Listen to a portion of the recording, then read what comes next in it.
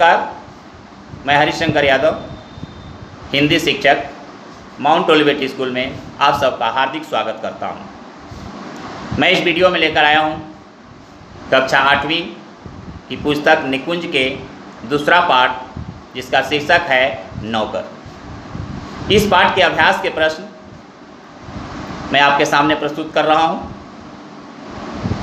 इससे पहले मैं पहली वीडियो में इस पाठ का पूरा सारांश दे चुका हूं। उसके बाद दूसरी वीडियो में अभ्यास के प्रश्नोत्तर लेकर आया हूं। तो आइए देखते हैं इस का प्रश्नोत्तर किस प्रकार का है। और तो अभ्यास के प्रश्न का पहला प्रश्न है, निम्नलिखित प्रश्नों के उत्तर लिखिए। क, जरासीम को मॉस्को में काम क्यों नहीं मिल रहा था? जरासीम को मॉस्को में काम क्यों नहीं मिल रहा था? तो आइए उत्तर है, जरासीम को मॉस्को में काम इसलिए नहीं मिल रहा था क्योंकि उस समय वहाँ पर काम कम था और काम करने वाले अधिक थे।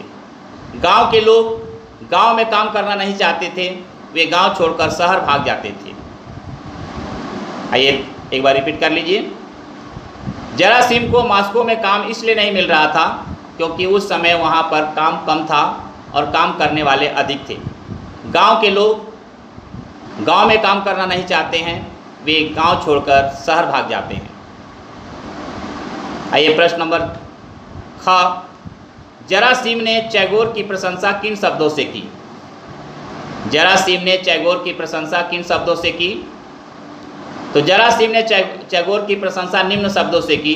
पहला है, सो तो मैं जानता हूँ, पर तुम्हारे जैसे अच्छे आदमी है ही कितने। दूसरा, यदि तुम अच्छा काम न करते होते तो तुम मालिक के यहाँ 12 वर्ष कैसे गुजारते? फिर से देखिए, जरासीम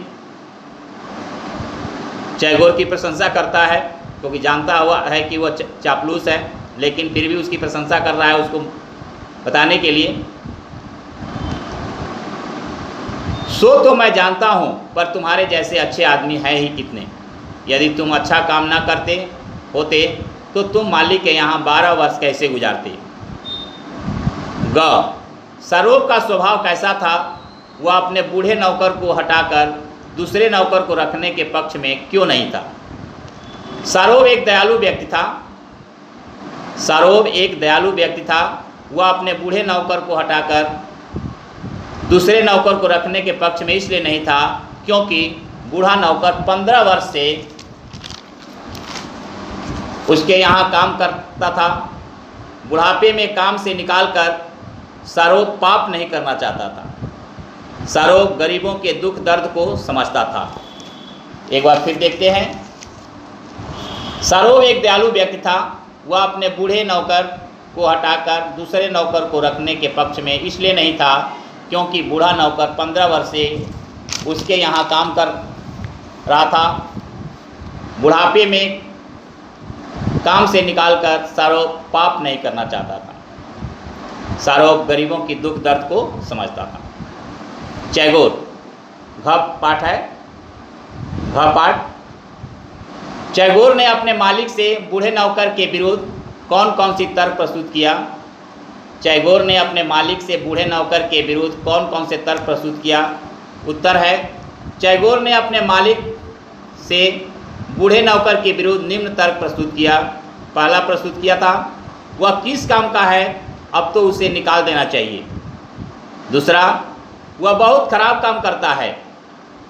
तीसरा, वह कभी ठीक समय पर कमरा साफ नहीं करता है।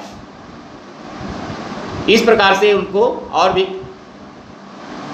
विरोध बातें किया, लेकिन कुछ यहाँ पर प्रस्तुत किया गया है। अंगा प्रश्न है, बूढ़ा नौकर और उसकी पत्नी आपस में क्या बातचीत कर रहे थे? उनकी बातचीत को चुपचाप कौन सुन रहा था? बूढ़ा नौकर और उसकी पत्नी आपस में बात कर रहे थे कि सभी मालिक ऐसे ही नीच होते हैं, अपने अलावा और किसी की परवाह नहीं करते।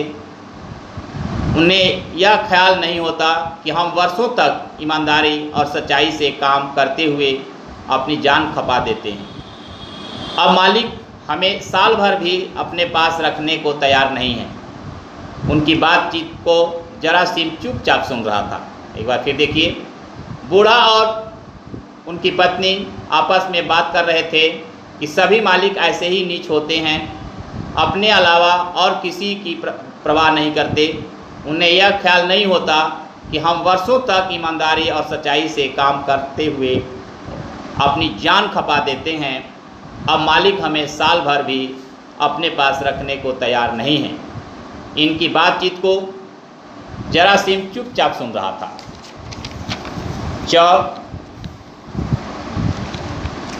जरासीम किस बात की कल्पना करके कांप उठा, उनकी मनोदशा का वर्णन कीजिए। जरासीम ने जब वृद्ध दंपत्ति की दुख भरी कहानी सुना तो उसे ऐसा लगा मानो किसी ने उसके कलेजे में छुरी भोंक दी हो। यह नौकरी कर लेने पर इस वृद्ध दंपत्ति पर कैसी मुसीबत पड़ेगी, इसकी कल्पना करके वह कांप उठा। यहाँ वृद्ध दंपत्ति का मतलब होता है पति पत्नी, तो वृद्ध दंपत्ति का मतलब बूढ़े पति पत्नी।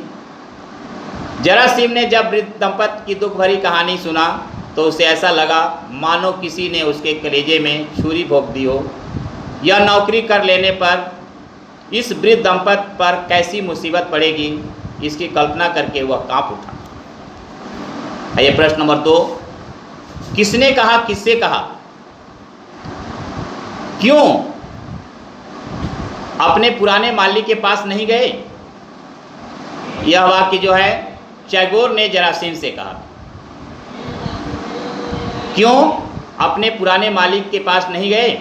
तो टैगोर ने जरासीम से कहा। वह किस काम का है, अब तो उसे निकाल देना चाहिए। ये वाक्य जो है टैगोर ने अपने मालिक सरोज से कहा। टैगोर ने अपने मालिक सरोज से कहा। तो उसने बहुत बचा लिया होगा। टैगोर ने अपने मालिक सरोज से कहा। तो अब हम क्या करेंगे? पत्नी ने अपने बूढ़े पति से कहा। अरे नहीं, जाने दो, क्यों बुढ़ापे में पाप मोल लेती हो? बूढ़े नौकर ने अपनी पत्नी से कहा। आइए प्रश्न नंबर 3, सही उत्तर पर सही का निशान लगाइए। सही उत्तर पर सही का निशान लगाइए। क है, जरासीम को गांव क्यों बुलाया गया था? जरासीम को गांव किस लिए बुलाया गया था?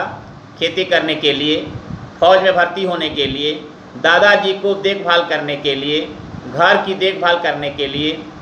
इसमें से सही ऑप्शन है फौज में भर्ती होने के लिए। फौज में भर्ती होने के लिए। व्यापारी सरोज का घर कहाँ पर था?